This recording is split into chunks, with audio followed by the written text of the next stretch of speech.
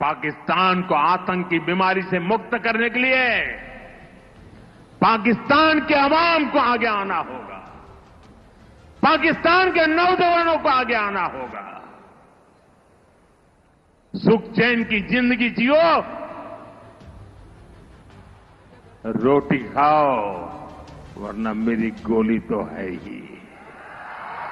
Indian prime minister Modi क्या करें, हमने तो जान छुड़ाने की कोशिश की, मतलब हर लिहाज से मुझे वो देहात के वो वाकयात याद आ जाते हैं कि कुछ वो देहात में कुछ लोग जो मार खाने के आदी हो जाते हैं तो वो कहते हैं इब के मार, जान छोड़ो यार, अपने आपको कैसे कहें कि बस करें यार, हम आपके साथ लड़ाई लड़ने में बिल्कुल इंटरेस्टेड नहीं है, पहले भी इंटरेस्टेड नहीं थे।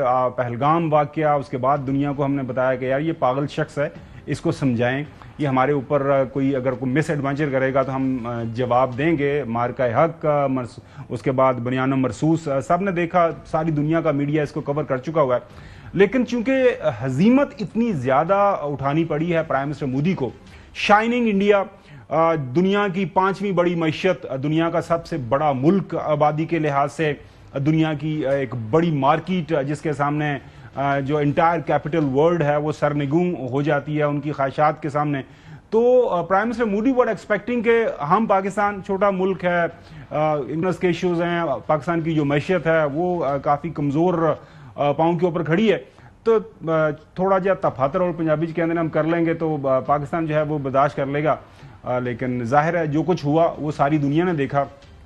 अब जो है चूंकि वहां पे इलेक्शन का सीजन है, बिहार बड़ी एक स्टेट है, वहां पे इलेक्शन ड्यू है, उसको सामने रखते हुए एक बयानिया बनाने की वो कोशिश कर रहे हैं। बयानिया रोजाना की बुनियाद के ऊपर नया बयानिया बनता है और उसी दिन उसमें से हवा निकल जाती है। अब वो पाकिस्तान के जो नौजवान हैं उनको वो क्या मशवरा दे रहे हैं, अब उन्हीं की जुबानी सुनते हैं। पाकिस्तान को आतंक की बीमारी से मुक्त करने के लिए पाकिस्तान के अवाम को आगे आना होगा, पाकिस्तान के नौजवानों को आगे आना होगा। सुख चैन की जिंदगी जियो, रोटी खाओ, वरना मेरी गोली तो है ही।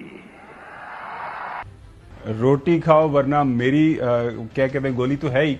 नाजरीन, ये अदादो शुमार हम आपके सामने रख रहे हैं, कोई फैंटम स्टोरी नहीं। हमारे जो DGSPR साहब ने 1-2 दफा रेफर किया है इंडियन मीडिया की तरफ कि इंडिया के अंदर 80 करोड़ जो उनके लोग हैं, हमारी आबादी नाजरीन सिर्फ 25 करोड़ है, इंडिया के 80 करोड़ लोग वो हैं जो राशन के ऊपर जिनका हिसार है। हुकूमत उनको कुछ खाने को दे राशन के ऊपर तो उनको खाना मिलता है, नहीं तो उनको खाना नहीं मिलता। नाज़रीन, मैं कुछ अर्सा पहले मेरा चक्कर लगा, एक विजिट पे मैं गया, यकीन करें बॉम्बे एयरपोर्ट पे उतरा, उसके बाद वहाँ पे जो स्मेल आती है, वो किसी से पूछा तो उन्होंने बताया शर्माते शर्माते कि ये जिस चीज़ की स्मेल है वो फिल्मों में भी आपको थोड़ा बहुत नज़र आ जाता है। शैंटी टाउन्स हैं, दिल्ली के अंदर चक्कर लगा तो जो शाही मस्जिद है उस तरफ जाएं तो रात को सड़क के दाएं बाएं आगे पीछे इतने लोग बेचारे बेयारो मददगार आपको नंगे आसमान के नीचे सोए हुए नजर आते हैं कि बंदा परेशान हो जाता है कि ये दुनिया का कहने को तो बड़ा बड़ा मुल्क है। एनीवेज, अब वो हमें ये मशवरा दे रहे हैं, प्राइम मिनिस्टर मोदी साहब, फॉरेन ऑफिस ने प्राइम मिनिस्टर मोदी के इस बयान की शदीद तरीन अल्फाज के अंदर मजम्मत की है। उन्होंने कहा जी ये इस तरह की शरंगेजी और इस तरह के जो अल्फाज का चुनाव प्राइम मिनिस्टर मोदी कर रहे हैं तो उनको होश के नाखून लेने चाहिए। हमने पहले भी जवाब दिया था, दोबारा से जवाब देंगे अगर ऐसी कोई हरकत की आपने। हम एक मुहज़्ज़ब कौम की तरह, एक जिम्मेदार रियासत के तौर पर जो है आपके साथ बातचीत करने के लिए तैयार हैं, हर इशू के ऊपर बातचीत करने के लिए तैयार हैं। यही बात प्राइम मिनिस्टर शहबाज शरीफ ने जो है अभी भी जब ईरान के दौरे पर थे, अब आज़रबाईजान पहुंचे हैं, वहां पे भी यही बात की कि हर इशू के ऊपर बात करने के लिए तैयार है, लेकिन कोई दोंस और जबरदस्ती और धांधली हम बिल्कुल बर्दाश्त करने के लिए तैयार नहीं है। ये हमारा पहला मौजू है, पहली हमारी स्टोरी है। ब्रिगेडियर राशिद वली साहब रिटायर्ड हमारे साथ मौजूद हैं, उनसे हम इसके ऊपर बात करेंगे।